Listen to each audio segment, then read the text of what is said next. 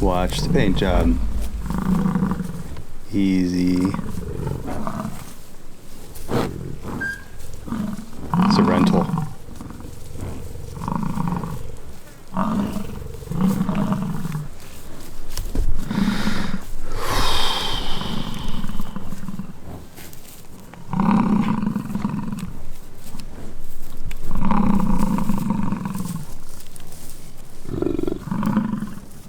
Can I get down now?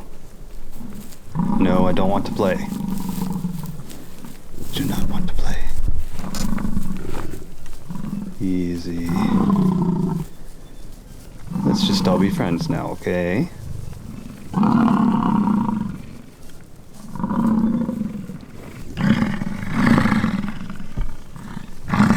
Uh-huh.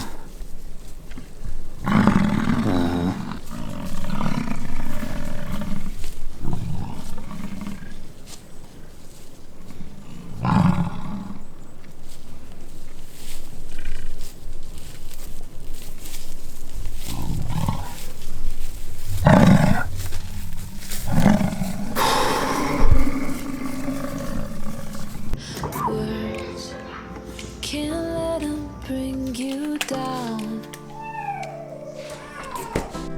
Still, silence will drown the sound. Nobody knows where the wind will blow.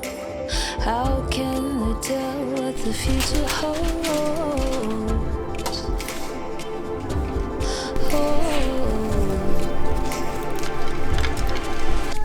Get out of your head.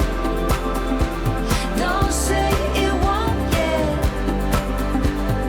Push the pedal and lay back. Take a breath and stay on track.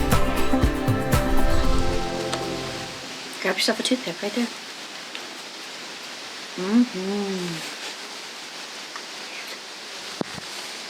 Oh, be careful. Okay.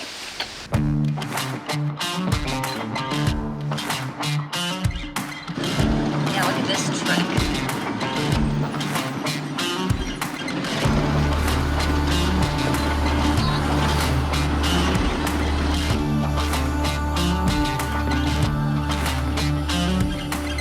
Normally the bison would be on the other side of that little cross fence over there and get through that next gate in the corner. So that's another about 4 weeks, and then they get into this pasture. We're just cruising through it a little bit, so you get an idea. Okay.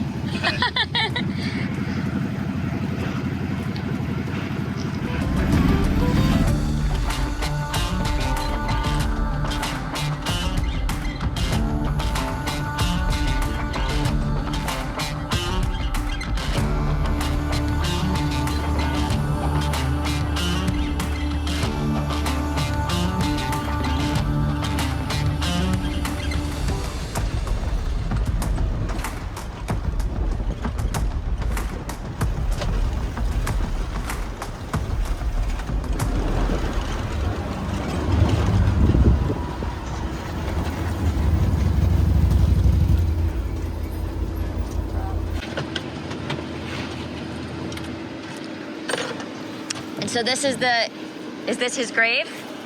And this is the guy who homesteaded these 7-quarter sections here. His name was Lloyd Lefferson, and he lived here with his family. I don't know exactly when he came, but he died on March 24th, 2007. And he lived here in a log house, log cabin, without portable water until then. And lived out of a dugout. Wow. I love it. Ride these hills in our memory and our hearts. Aw. And when we fenced the area, I decided that we fenced the grave because I always find it a little odd if you Leave it? yeah, and if you have animals trampling all over it, and the bison will definitely rub on that memorial line. It was a wise choice, I think. It was very honorable of you. Is that a grave? That is a grave site, yep. So this is the Lord Lefferson, who used to own these lands. And it says... He died? Well, it says when he was born, and it says when he died, and it says, ride these hills in our memories and our hearts. When did he die? March 24th, 2007. So that was before you were born. What? Mm-hmm.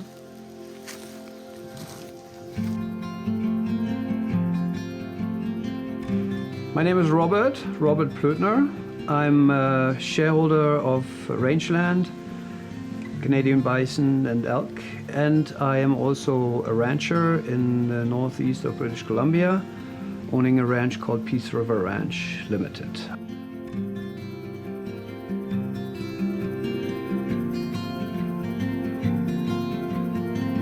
I was born in Germany, grew up in Germany, went to school and army in Germany, and lived in different places in the world. Studied in Russia for a little bit, lived in West Africa for 12 years, went back to Germany, was invested in Germany for a couple of years, and finally was able to have the resources available to fulfill this dream of a lifetime, to become a rancher and buy some land, buy some bison, get a nice and well-organized ranch set up.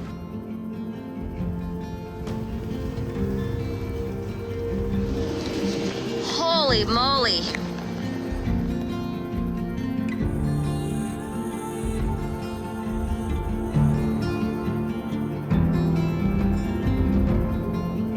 When I chose to become a bison rancher, the first question is, where do you locate yourself if you do not inherit land from your family, which I didn't? So I had the freedom of choice, and I looked at different lands and different landscapes in the western part of Canada, and I have always envisioned a reasonable landscape with some nice views, hilly terrain, trees and grass. And I finally found all that in the Peace region in the northeast of British Columbia. We are on the east side of the Rocky Mountains with nice views towards the Rocky Mountains. We are having a wonderful landscape with elevations of up to 400 or 500 meters difference within the ranch itself. This provides kind of the perfect environment for the bison themselves, besides, of course, for all of us enjoying those landscapes as well. We have vast spaces available for them, providing these animals the environment, the space, everything that they need to be able to live and behave as natural as somehow possible. They go through canyons, they have hills, they have high spots, they have low spots, trees to rub on, space to get away from each other. For that matter, we are trying our very best to create an almost natural environment to raise them, and I think that's a fair approach to the animal. They have kind of the perfect environment, and that's what made me choose this place on Earth.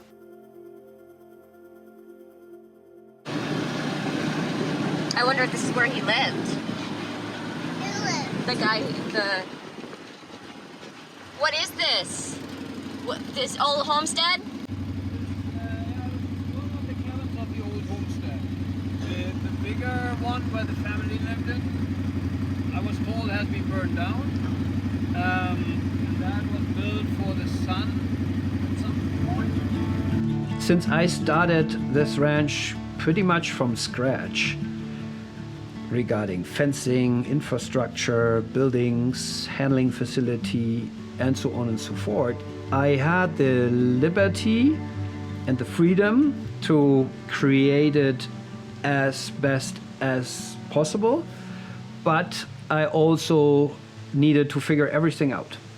What's the best fence? What's the best handling facility? What's a good chute? What's not a good chute? What is the right size of pasture? What is how to store your feed, where you store your feed, you put it on the roof or you leave it in the open, everything included. We have set up a very substantial infrastructure on the ranch, There is two aspects where we are probably a little bit outstanding. Number one is our workshop. We have a very decent workshop. We rely on a lot of equipment. We need to have our tractors up and running every day to be out in the pastures, to feed the animals where we want them to be fed, where we need their manure to improve the soils, and so on and so forth.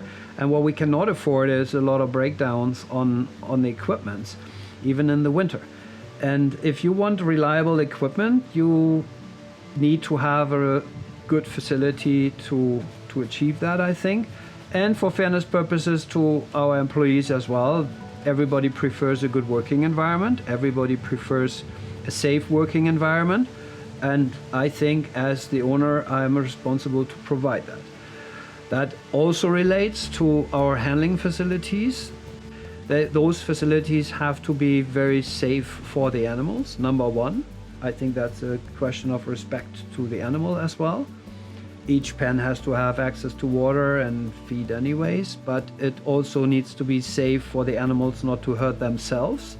And on the other end, the facility needs to be safe for everybody working the animals in the facilities. When you talk to people in the bison industry, it's probably even more different than in the cattle industry. What I realized when I ran into the first bison ranchers and producers was that almost everybody has its own philosophy about a handling facility. You barely find a common agreement as to what's the best handling facility. Everybody has a different approach. So I had the opportunity when I looked for land to meet a lot of different ranchers and go to national parks like at Ike Island Park in Alberta and look at their facilities. And I have been having access to advice from some very experienced people out of the industry that have been dealing with handling facilities over many years. And we try to build the best handling facility that we think makes sense.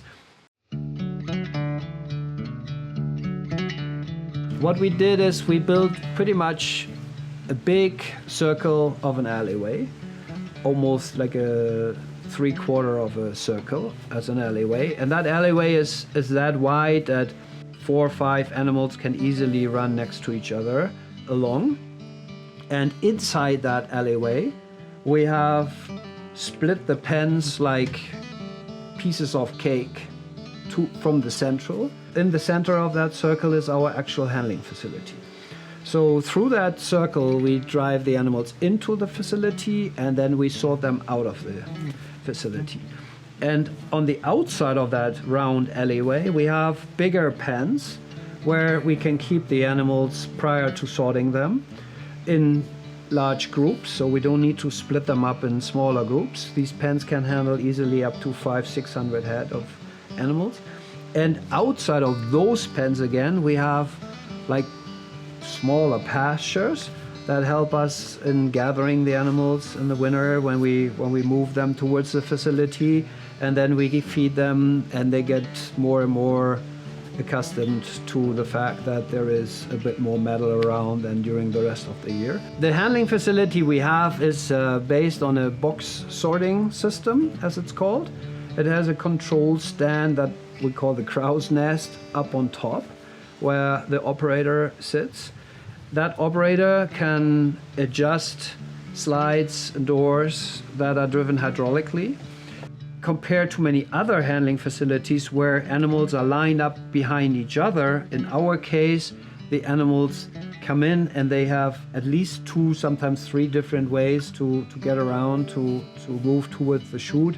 So in case there's ever an animal that is eventually exhausted or tired or stubborn, we can always bypass it and we don't need to stress it out in order to move it forward.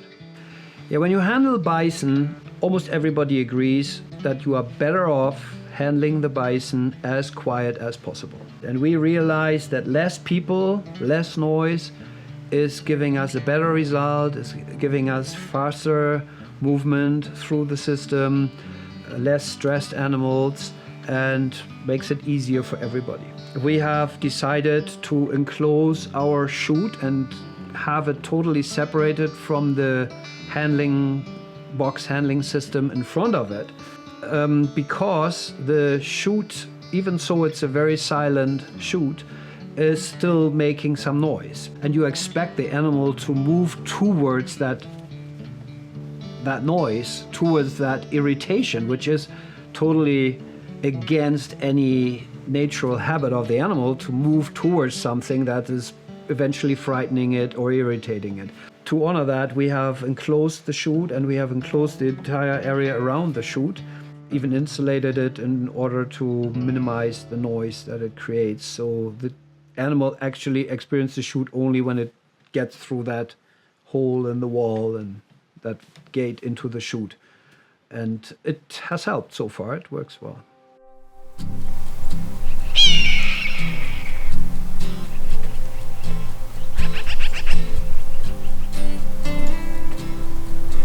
When I came up here to buy the land that forms the ranch today, I realized that we are, to quite an extent, fencing in a lot of land and putting fences up that hold back the bison means you are putting up a fence that kind of holds back, or at least causes quite a hindrance for the game and wildlife that naturally lives in this environment. I have said we put gates in each pasture, and sometimes multiple gates on each side of the valley, so that whenever there's no animals in that particular pasture, we can open not just the gates in between the pastures that the animals are not in at present, but we can also open the gates to the outside in order to allow game and wildlife to still cross the valleys or get into the valleys, even to graze and whatever. So we allow those animals all to come in and migrate through: moose, deer, mule deers, whitetails. We pretty much have it all. And the bears, coyotes and wolves, and eventually even cougars, they find their way in anyways. I think each and every ranch should have in mind that we are here doing our business on the land for some time. This land has been here before us. This land will be here after us. Every one of us is custodian of the land as long as we are in charge of it. And I think we have an obligation to manage it in the best possible interest of nature itself, as well as the animals that we cater for, as well as any future animals, humans, and plants to come.